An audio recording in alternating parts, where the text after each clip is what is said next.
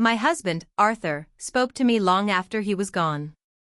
Not in whispers or dreams, but in oil and canvas, in the muted greens of a Vermont morning and the violent blues of a Cape Cod squall. His collection of paintings, the ones he'd spent a lifetime creating, wasn't just art. It was our silent, ongoing conversation. Each one was a word he hadn't had time to say. And then my daughter stole his last words from me and sold them for a ticket to the Bahamas. The sun, as it has every morning for the 52 years I've lived in this house, angled through the living room window and set the dust motes dancing. It's a quiet life, the one I lead now. A life measured in the ticking of the grandfather clock in the hall and the slow, methodical circuits I make through my home. This house is not just a structure of wood and plaster, it is a museum of a shared existence, and I am its sole, devoted curator. My morning ritual was always the same. Coffee, black. The Boston Globe, though I rarely read past the obituaries anymore. And then, my tour. I would start in the entryway and work my way to the living room, a soft, clean cloth in my hand, ready to tend to my treasures. Arthur's paintings. They weren't famous works. They would never hang in the Museum of Fine Arts. They were quiet, unassuming landscapes, born from a humble talent and a deep love for the world he saw. To anyone else, they were just pictures. A moody seascape here, a sun-dappled forest there. But to me, each one was a door to a specific day. There was marsh at dawn, with its pale, watery light.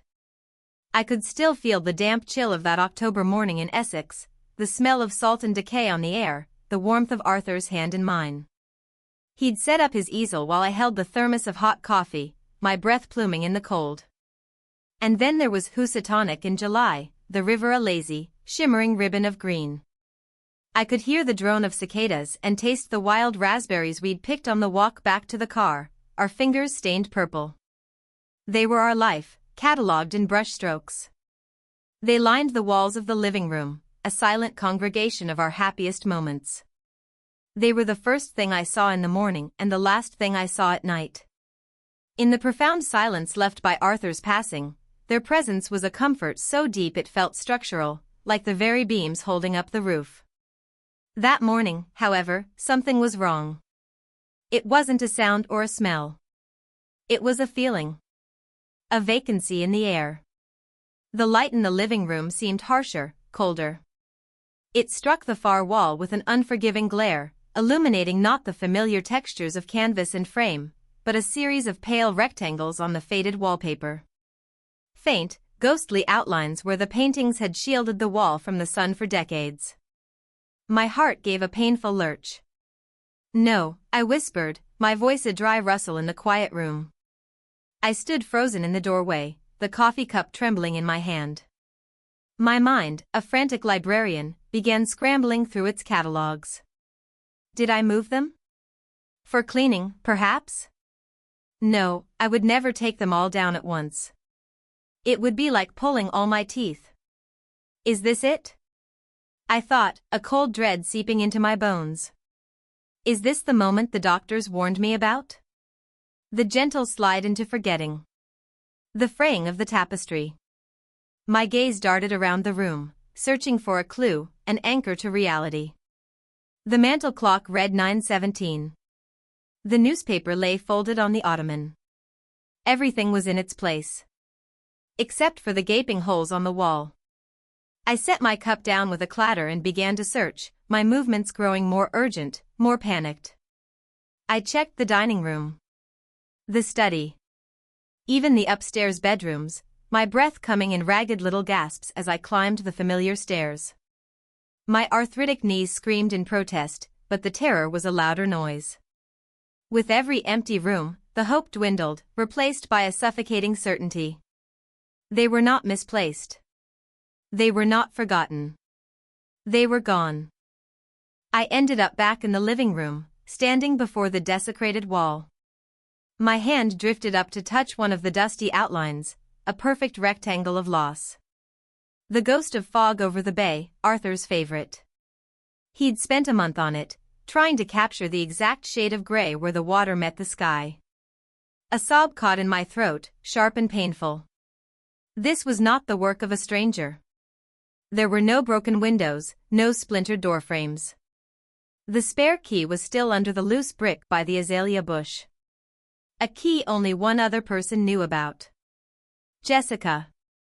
The name was a bitter taste in my mouth. My daughter. A woman of 52 who looked at this house not as a home, but as a burden. Who looked at me not as a mother, but as a responsibility she was tired of shouldering. We hadn't spoken in 3 weeks, not since our last argument about the leaky roof.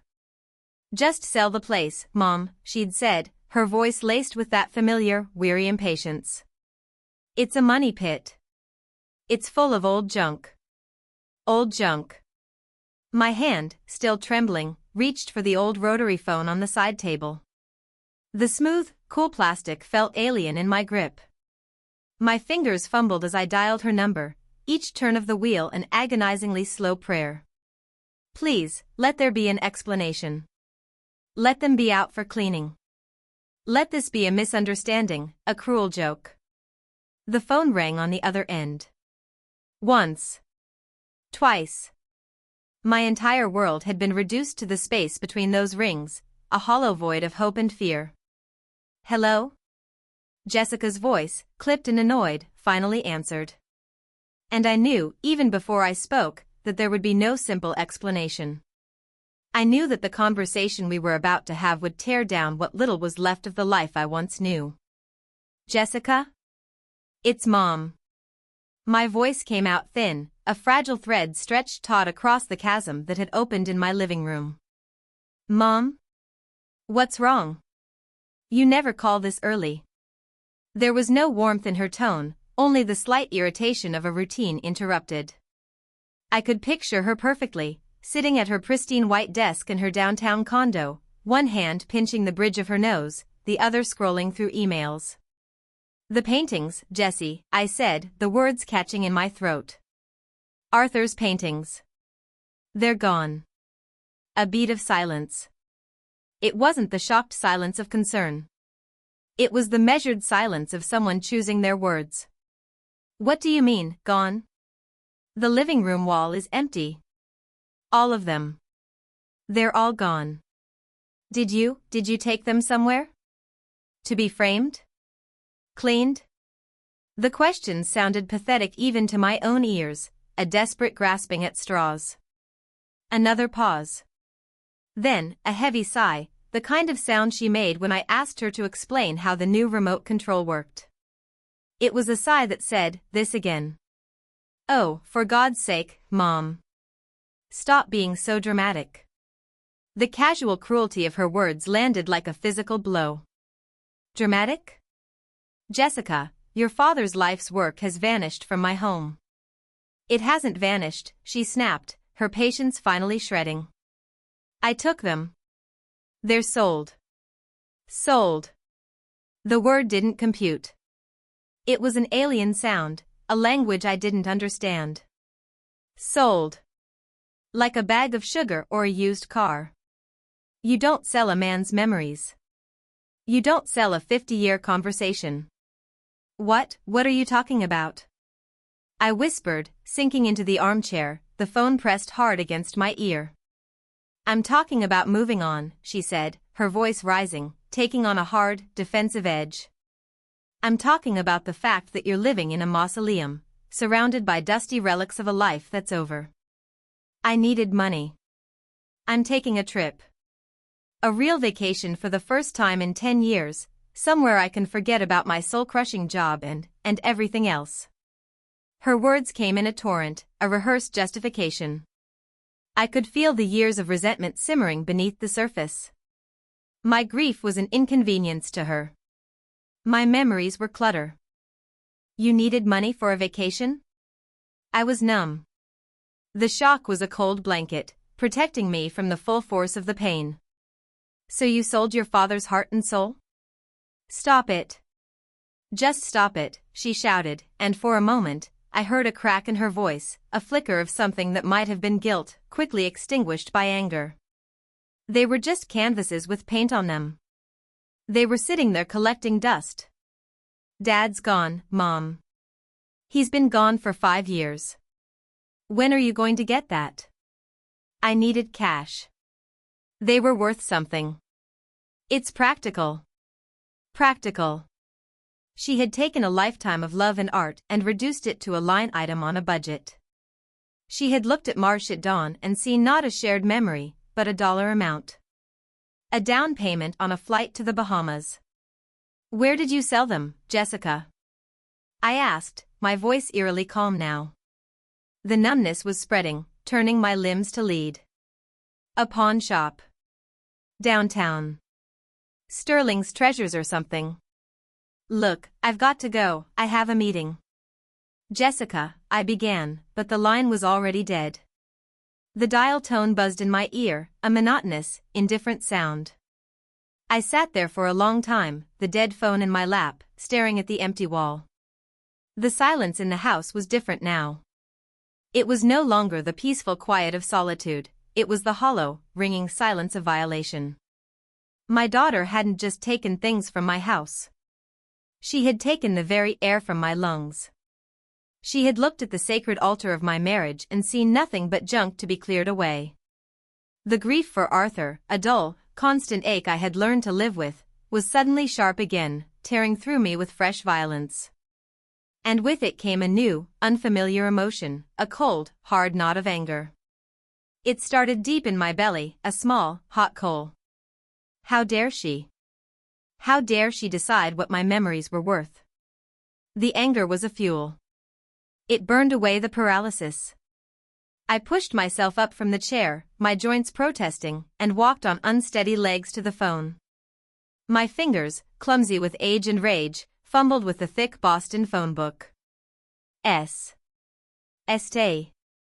Sterling. I found it. Sterling's Treasures. Fine antiques and curiosities. My heart hammered against my ribs as I dialed the number. A man answered, his voice a gravelly bark. Sterling's. Hello, I began, trying to keep my voice from trembling. My name is Eleanor Vance. I believe my daughter, she may have sold you some paintings yesterday. A collection of landscapes. Lady, I get 100 people a day selling me junk. You gotta be more specific.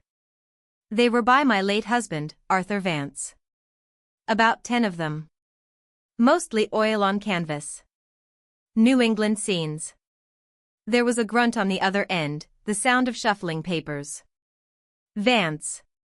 Vance, yeah, I see it. 10 landscapes. Paid the girl $2,000 for the lot. Fair price, some of the frames were nice. $2,000. For a lifetime. For the view from Mount Greylock and the sunset over Narragansett Bay. The price of a plane ticket and a few nights in a hotel. The thought was so obscene it made me nauseous. Please, I begged, abandoning all pretense of composure.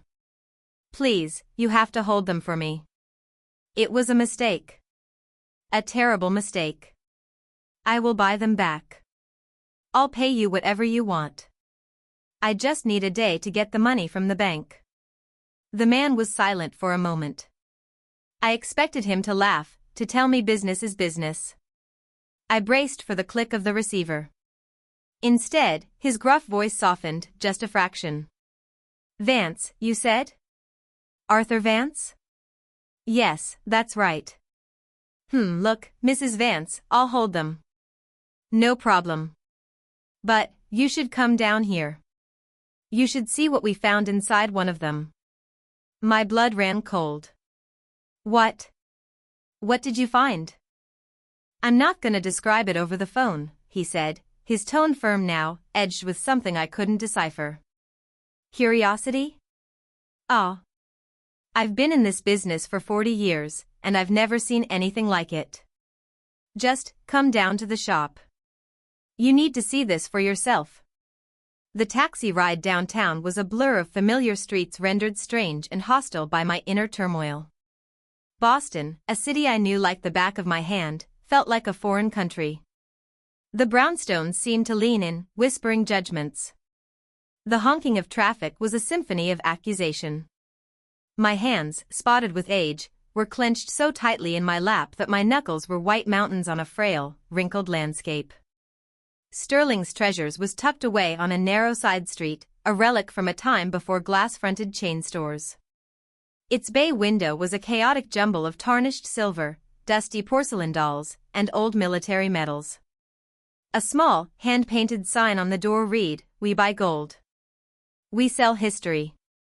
Pushing open the heavy wooden door set a small bell tinkling, a cheerful, incongruous sound in the thick, musty air. The shop smelled of old paper, furniture polish, and something metallic, like forgotten pennies. It was a dragon's hoard of discarded lives. Every object seemed to hum with the ghosts of its former owners. A man emerged from behind a tall counter cluttered with vintage cameras and pocket watches. He was older than I'd expected, perhaps in his late 70s, with a shock of white hair that stood on end and a face as creased and intricate as a city map. He wore a gray cardigan, threadbare at the elbows, and peered at me over a pair of reading glasses perched on the end of his nose.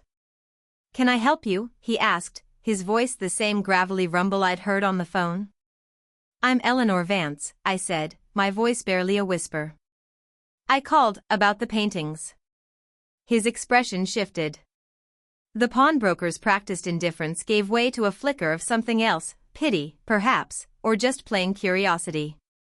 He nodded slowly. "Ah, yes. Mr. Sterling. Come with me." He led me past glass cases filled with glittering, anonymous jewelry and shelves sagging under the weight of leather-bound books. We went through a beaded curtain into a cramped back room that served as his office and workshop.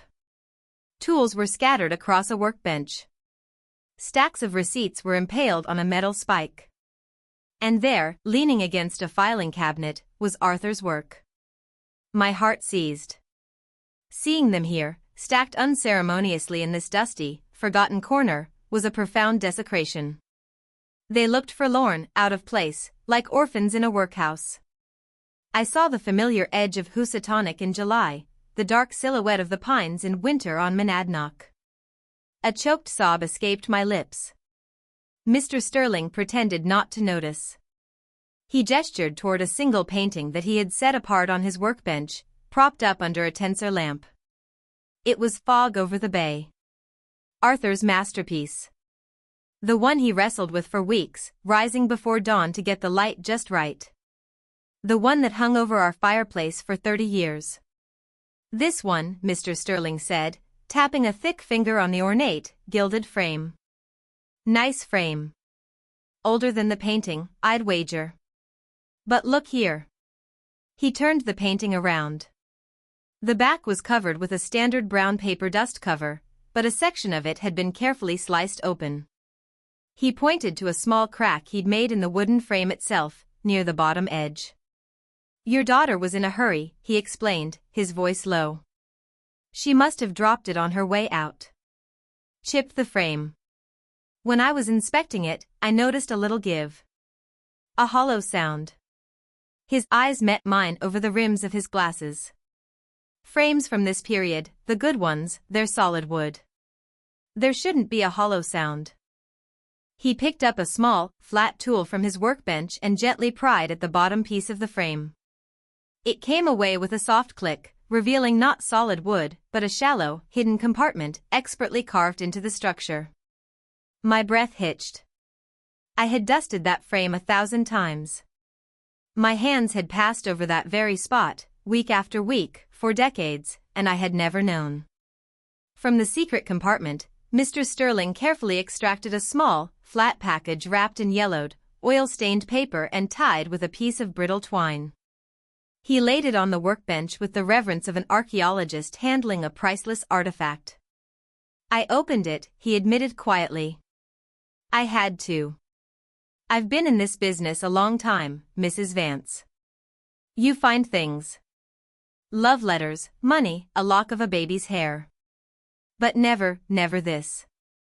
With hands that were surprisingly steady, he untied the twine and unfolded the stiff paper. Inside lay 3 items. The first was a small, dark blue passport. It was old, the cover embossed with a faded, double-headed eagle. An Austrian passport. I picked it up. My fingers trembled as I opened it to the photograph. The face that stared back at me was Arthur's. Unmistakably Arthur's. But it was the face of a young man I had never known, a stranger in his early 20s with hunted eyes that held none of the gentle quiet I had loved. And the name printed beneath the photograph was not Arthur Vance. It was Klaus Richter. My mind refused to process what my eyes were seeing. Arthur Vance. Born in Dayton, Ohio. Son of a farmer. He'd told me the stories 100 times. The quiet farm, the big sky, the simple, all-American boyhood. It was the bedrock of our shared history. Next to the passport lay a small, ornate key. It was brass, with a complex, clover-shaped head, unlike any key I had ever seen. It was a key for a secret, for a lock I couldn't imagine. The final item was a small, folded piece of paper, as fragile as a dead leaf. I unfolded it carefully. It was a note, written in a cramped, elegant script in a language I didn't recognize. The ink was faded, but the words were clear. For Clara. Falls, Assay, Michigan, Finden. Mr. Sterling leaned closer. It's German, he said softly. My wife was from Munich. It says, for Clara. In case they find me. Klaus Richter. Clara. Them. The dusty little room began to spin. The floor tilted beneath my feet. I gripped the edge of the workbench to steady myself. The man I had married, the man I had shared a bed with for 50 years, the man who had fathered my child, was a ghost. His entire life, the life he had shared with me, was an elaborate, carefully constructed fiction. Arthur Vance from Ohio had never existed. And the man I had loved had spent his entire life running from someone. Hiding. Waiting for them to find him. I don't remember paying Mr. Sterling or the taxi ride home. The entire world outside my own skull had receded, becoming a muted, gray film. My thoughts were a frantic, screaming cacophony. Klaus. Klaus Richter. I said the name over and over again in my mind, trying to make it fit the shape of the man I knew. It was like trying to force a key into the wrong lock. I stumbled into my house, the painting of the fog-shrouded bay tucked under one arm, the small, devastating package clutched in my hand. I set the painting down on the floor, leaning it against the empty wall it used to command. It looked like a tombstone. My home, once a sanctuary of comforting memories, had transformed into a crime scene. Every object, every photograph, every piece of furniture was now suspect, a potential clue in the 50-year-old mystery of my husband's life. I went to the study first, Arthur's room. It was just as he had left it, neat and orderly. I ran my hands over his worn leather armchair, half expecting the familiar scent of his pipe tobacco and old books to offer some solace. Instead, it smelled of lies. For hours, I tore the room apart with a methodical fury I didn't know I possessed. I became a detective in my own life, searching for the real man who had hidden inside the shell of Arthur Vance. I pulled books from shelves, shaking them, looking for annotations, for anything tucked between the pages. I opened every drawer, sifted through every box of old papers.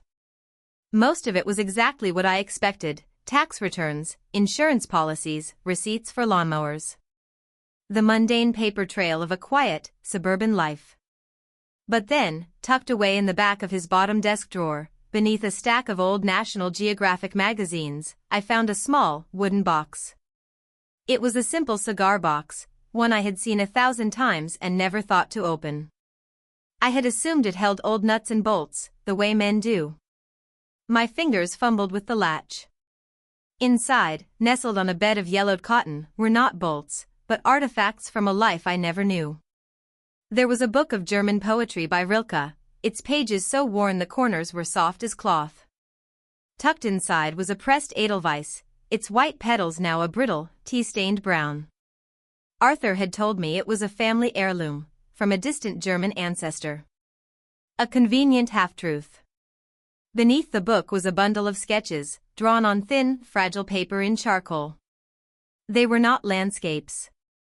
They were drawings of European architecture, a steep gabled building with a crest carved above the door, the intricate stone tracery of a cathedral window, a narrow cobblestone street that was certainly not in Dayton, Ohio. They were memories, drawn with a precise, longing hand. And at the very bottom of the box, I found the photograph. It was a small, black and white snapshot, its edges scalloped in the style of the 40s or 50s. A young man and a young woman were standing side by side, squinting in bright sunlight. The young man was Klaus Richter from The Passport, perhaps even younger, a ghost of a smile playing on his lips. The woman beside him was beautiful, with dark, intelligent eyes and a cascade of wavy hair. She looked at the camera with a bold, confident stare. She was not me. I had never seen her before in my life. Yet, looking at her face, I felt a jolt of recognition. The shape of her eyes, the set of her jaw, it was a faint echo, a familiar melody played in a different key. I stared at the photo until my vision blurred. I knew that face, but from where? My gaze drifted from the photo to the German phrase on the note from the frame, for Clara. For Clara. Was this her? A wave of dizziness washed over me.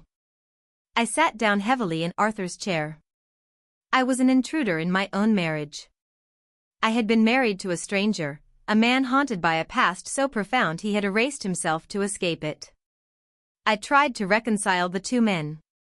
Arthur, my Arthur, who was quiet and gentle, who loved birdwatching and had the patience of a saint when teaching me how to drive. And Klaus, the young man with the hunted eyes, who sketched foreign cathedrals and hid his identity in the frame of a painting. The pieces didn't fit. They were from two different puzzles. I thought back over our life together, searching for the cracks in his story. The moments that had seemed odd, but that I had dismissed. His recurring nightmares, filled with shouts in a language I didn't understand, which he always brushed off as just bad dreams. His absolute refusal to ever travel to Europe, even when I begged him to take me to Paris for our anniversary. Too many bad memories from the war, he'd say vaguely, though he'd been too young to serve. His deep, unshakable sadness that would sometimes descend on him like a fog, for no apparent reason. I had always attributed it to a sensitive, artistic temperament. I had loved him for his quiet depths. I never imagined those depths concealed an ocean of secrets. My eyes fell on the strange, clover-shaped key lying on the desk beside the passport. It was the only solid thing, the only piece of this puzzle that might lead to an answer rather than another question. It was small but heavy in my hand. It was a key to something important, something that needed to be kept safe. Where would a man like Arthur, like Klaus, hide his most dangerous secrets? Not here. Not in the house he shared with his wife, the woman from whom he was hiding everything. It would have to be somewhere neutral. Somewhere safe. Anonymous. And then, it came to me. A memory from long ago. Shortly after we were married, Arthur had taken out a safe deposit box at the Old Merchants Trust Bank downtown. He'd told me it was 4 important documents: our marriage license, the deed to the house, his will. It had seemed like a sensible, responsible thing to do. We'd only gone there together once, the day he opened it. After that, he always went alone, once or twice a year. An errand he never discussed. I hadn't thought about that box in 30 years. My heart began to pound a slow, heavy rhythm against my ribs. It was a long shot. The bank might not even be there anymore. But it was the only thread I had.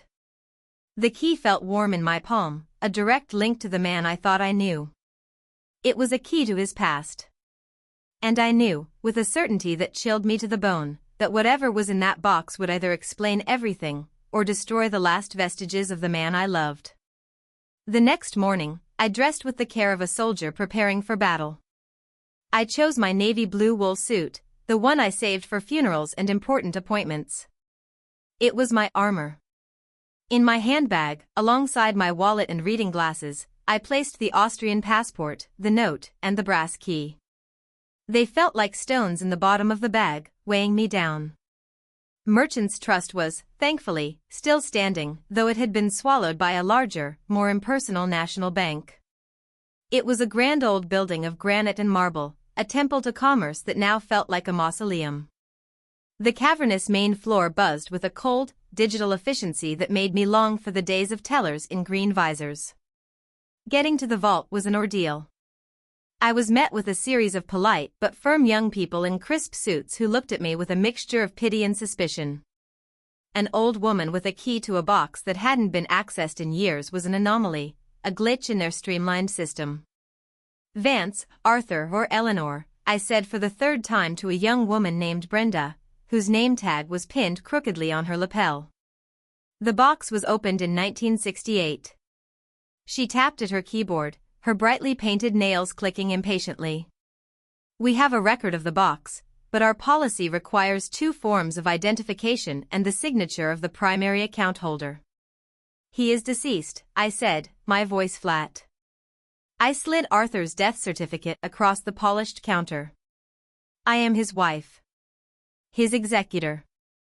And I have the key. I placed the clover-shaped key on the counter between us. Its strange, antique design seemed to rebuke the sterile modernity of the bank. Brenda stared at it, then at the death certificate, then back at her screen. A manager was called, papers were signed in triplicate, and my driver's license was scrutinized as if it were a forgery.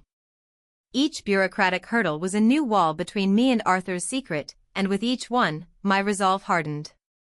Finally, a stoic, elderly security guard named Hector, who looked as much a part of the building as the marble columns, led me through a gate and down a short flight of stairs to the vault. The air grew cooler, smelling of metal and old paper. He unlocked the massive, circular steel door with a series of dramatic clicks and pulls, then led me into a quiet, brightly lit room lined with thousands of small, numbered metal doors. Number 713, he said, his voice echoing slightly in the stillness. He pointed to a small box near the bottom of the wall. You need my key and yours to open it. He inserted his master key into the top lock and turned it. Then he stepped back. The viewing rooms are to your right. Let me know when you're finished. My hand trembled as I raised Arthur's key. It slid into the bottom lock with a smooth, oiled precision, a perfect fit after more than half a century. I turned it. With a soft click, the small metal door sprang open. Inside was a long, narrow tin box, cool to the touch. It was heavier than I expected. I carried it to one of the small, private viewing rooms, a soulless cubicle with a table and a single chair, and shut the door. For a long moment, I just sat there, staring at the box. This was it.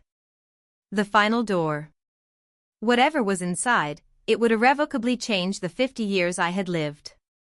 My life with Arthur was a book I thought I knew by heart, and I was about to discover a hidden, final chapter that could poison all the pages that came before.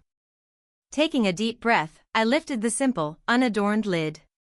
The first thing I saw was a thick bundle of letters, tied with a faded blue ribbon. They were written on thin, almost translucent airmail paper. The handwriting was the same elegant, slightly slanted script as the note from the frame. I untied the ribbon. The top letter began, Mein lieber Klaus, my dearest Klaus. They were from Clara. Beneath the letters was a stack of newspaper clippings, yellowed and brittle with age. They were from German and Austrian papers, dated throughout the early 1960s. I couldn't read the articles, but I recognized certain words. Kunstwerk. Art. Gestalin. Stolen. And in the headlines, popping up again and again, Nazi. My heart hammered in my chest. I pushed the clippings aside. And then I saw it. At the bottom of the box, wrapped in what looked like a piece of old, dark velvet, was a rectangular object. It was small, no bigger than a large book. With shaking fingers, I unwrapped it. It was another painting. But this was nothing like Arthur's humble landscapes. This was something else entirely.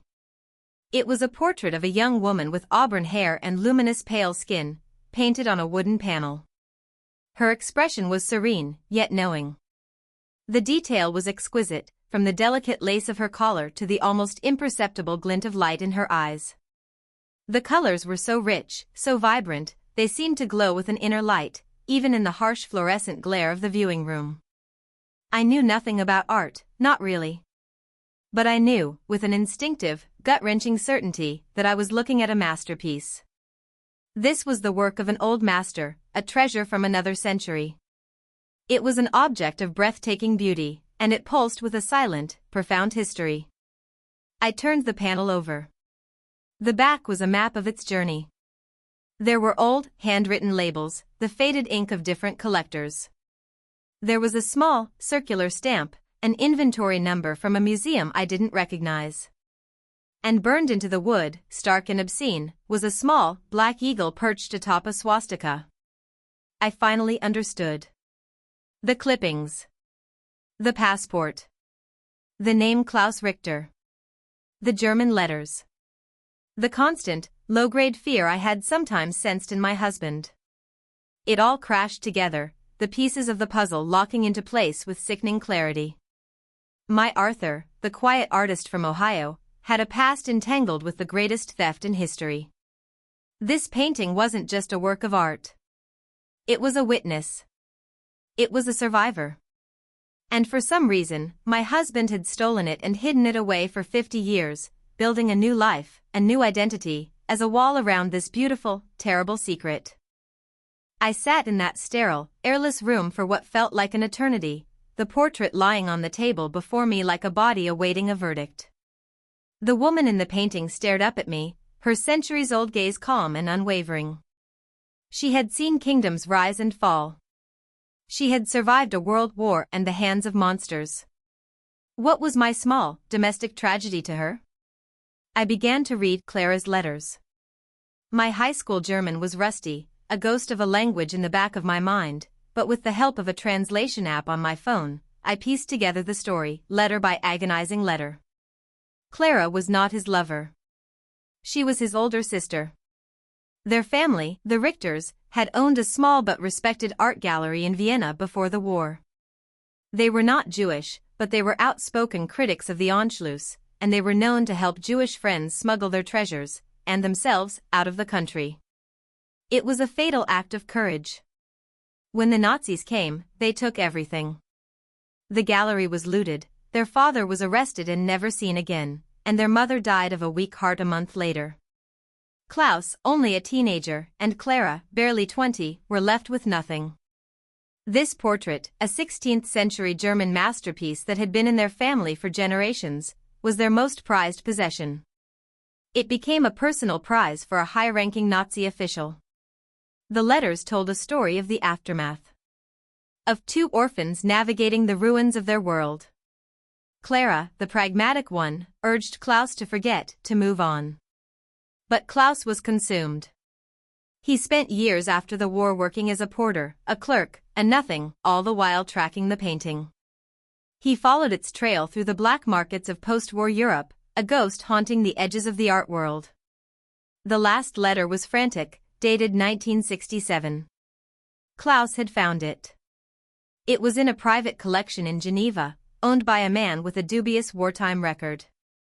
He had tried to make a legal claim, but the trail was too cold, his proof too thin. The world wanted to forget. They will never give it back, he wrote. Justice is a fairy tale for children. I am going to take back what is ours. Clara had begged him not to. Leave it, my brother. It is just a thing. Let the ghosts rest. Save yourself. He didn't listen. He stole the painting, stole back his own family's legacy, and vanished. He became Arthur Vance, a man with no past, and fled to the one place where a person could reinvent themselves completely, America. He met me a year later. The life I had known, my quiet, predictable, loving marriage, was built upon a foundation of grand larceny and righteous fury. Arthur's landscapes weren't just a hobby, they were a camouflage. They were a deliberate performance of ordinary, unassuming talent, a way to hide a priceless masterpiece in plain sight, surrounding it with his own mediocre creations like a king hiding among his foot soldiers. His quietness wasn't just his nature, it was a discipline. It was the vigilance of a man who had spent his entire life looking over his shoulder. I packed everything back into the tin box, the letters, the clippings, the velvet-wrapped portrait, and left the bank in a daze. The bustling Boston streets seemed to mock the seismic shift that had occurred in my private world. Back home, I placed the portrait on the mantelpiece, in the spot where fog over the bay had once hung. The room was instantly transformed. It was no longer a cozy suburban living room, it was a gallery, and the portrait was its queen. Its presence was immense, accusatory. It demanded something of me. For 2 days, I did nothing. I sat in Arthur's armchair and stared at the painting. I grieved for the man I had lost twice, once to death, and now again to his own history. I felt a confusing mix of betrayal and a fierce, protective love. He had lied to me about everything. But he had done it to survive, to protect the last remnant of a family and a world that had been stolen from him. Was his crime theft? Or was it an act of justice, however flawed? On the 3rd day, the doorbell rang. The sound was so jarring in the silent house that I physically jumped. I wasn't expecting anyone. Jessica was, I presumed, sunning herself on a beach, paid for with the tattered fragments of her father's past. I opened the door to a man I had never seen before. He was tall and impeccably dressed in a dark European-cut suit. He was perhaps in his late 40s, with silvering hair at his temples and intelligent, watchful eyes. He held a leather briefcase in one hand and a polite, practiced smile on his face. "Mrs. Eleanor Vance?" he asked. His accent was faint, but distinctly not American. German, perhaps, or Austrian. "Yes. My name is Marcus Dubois," he said, extending a hand. His grip was firm and cool. "I apologize for the intrusion. I represent the Belvedere Museum in Vienna. May I have a moment of your time? It is a matter of some historical importance." My blood turned to ice. Falls, say Michigan Finden. In case they find me. They had found him. 55 years late, but they had found him. I knew, with a dreadful certainty, why he was here. The sale of Arthur's paintings. It was the one mistake, the one loose thread in the tapestry of lies. Jessica's greedy, thoughtless act had sent up a flare, illuminating the quiet life of Arthur Vance, and someone, somewhere, had noticed. Someone who was still looking. I stepped back from the door, my movements stiff and robotic. "Please, come in." He walked into my living room, his sharp eyes taking in everything. He was polite, but he was scanning the room like an expert. His gaze swept over the pale rectangles on the wall, the stacked paintings leaning in the corner. And then, his eyes landed on the portrait on the mantelpiece. He stopped breathing for a second. The polite smile vanished, replaced by an expression of pure, unadulterated awe. "Mein Gott," he whispered, walking slowly toward the fireplace. "There it is. Portrait of a Merchant's Daughter, by Albrecht Dürer. Missing since 1945. He turned to me, his professional composure returning, but his eyes were blazing with the thrill of the hunt. "Your husband, Mrs. Vance, was a man of remarkable secrets." The air in the living room grew thick and heavy, charged with the weight of unspoken history. Marcus Dubois stood before the Dürer portrait not as an admirer, but as a reclaimer. His presence was quiet, yet it filled the room, a stark, foreign authority in my small, American world. "How did you find me?" I asked, my voice surprisingly steady. The shock had given way to a strange, cold clarity. "Persistence," he said, finally tearing his eyes away from the painting to look at me. "And a little bit of luck. We, that is, the community dedicated to art restitution, have been tracking this piece for 70 years. It vanished from the collection of a Nazi officer after the war. For decades, the trail was cold. Then, a few years ago, new archives were opened. We found evidence suggesting it had been taken not by an Allied soldier, but by a young Austrian man, Klaus Richter, who believed the painting belonged to his family. He paused, watching my face for a reaction. I gave him none. Richter disappeared, he continued. We searched for him for years, but it was like chasing a ghost. Until 2 days ago. An alert was triggered in our database. 10 paintings, signed by an unknown artist named Arthur Vance, were sold to a pawnbroker in Boston. The pawnbroker, an honest man, uploaded photos to an online art registry to determine their value. One of our researchers, who specializes in tracking artists' styles, noted a similarity in the brushwork of the fog in one of your husband's landscapes to a known forgery from the 1950s that was briefly attributed to Klaus Richter. My head spun. Arthur, my Arthur, had not only been a thief, he had been a forger. A detail man. A professional ghost. It was a long shot, Du Bois admitted. A 1 in a million chance. But I was in New York, so I came. I spoke to the pawnbroker. He told me a sad story about a daughter and a grieving widow. He told me he found something hidden in a frame. He didn't need to finish. He knew. He might not have all the pieces, but he knew the shape of the story. The Richter family did not have a legal claim to the painting, Mrs. Vance, he said, his tone softening slightly, shifting from prosecutor to negotiator. They were its caretakers, perhaps. But its documented provenance places it as the property of the state. It belongs in a museum. It belongs to the world. I am here to formally request its return. This was the moment. The culmination of Klaus Richter's long, fearful life. It was no longer his choice to make. It was mine. I, Eleanor Vance, the quiet wife from Ohio who knew nothing, had become the final guardian of his secret. I could deny everything. I could demand he leave.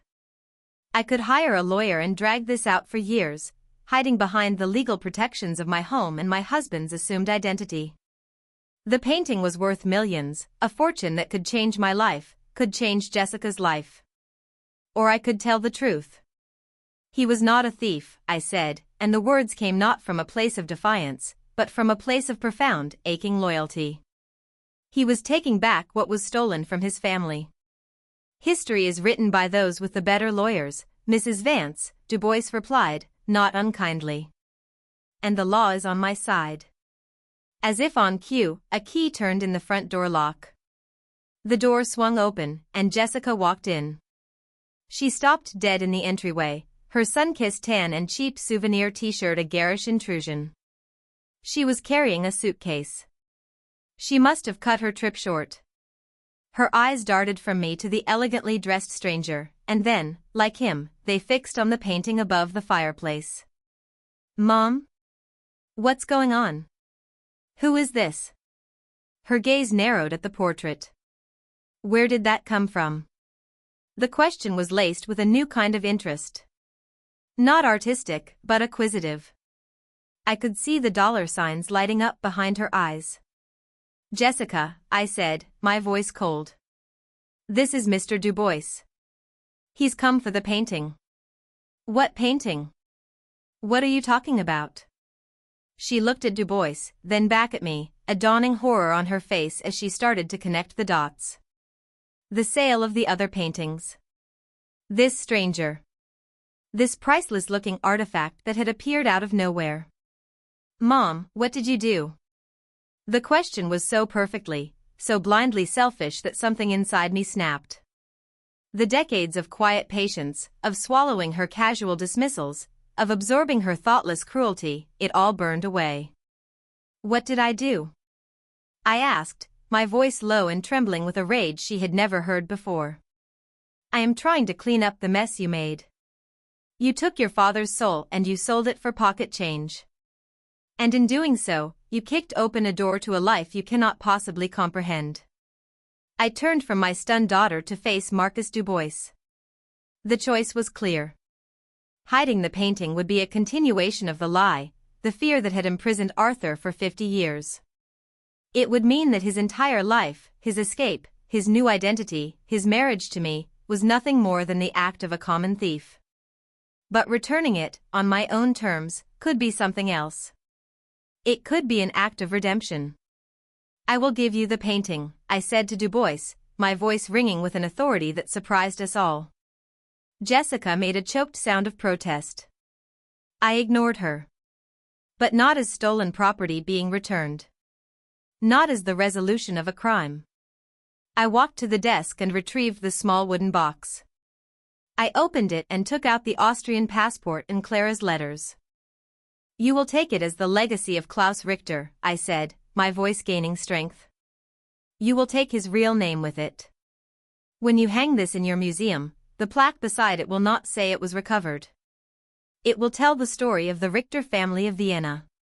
It will say that they lost their lives for defying the Nazis, and that their son, Klaus, spent his life as a ghost to protect this last piece of his family's honor."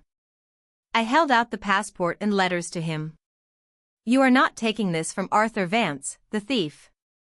You are accepting it from Eleanor Vance, the wife of Klaus Richter, a man who waited 50 years for justice. That is my price." Du Bois looked from the letters in my hand to the fire in my eyes, and then to the stunned face of my daughter. He saw the whole story then, the grief, the betrayal, the final, fierce act of a wife's love. He was a hunter of art, but he was also a student of history. He knew a pivotal moment when he saw one. Slowly, he reached out and took the letters and the passport. He nodded, a gesture of profound, unexpected respect.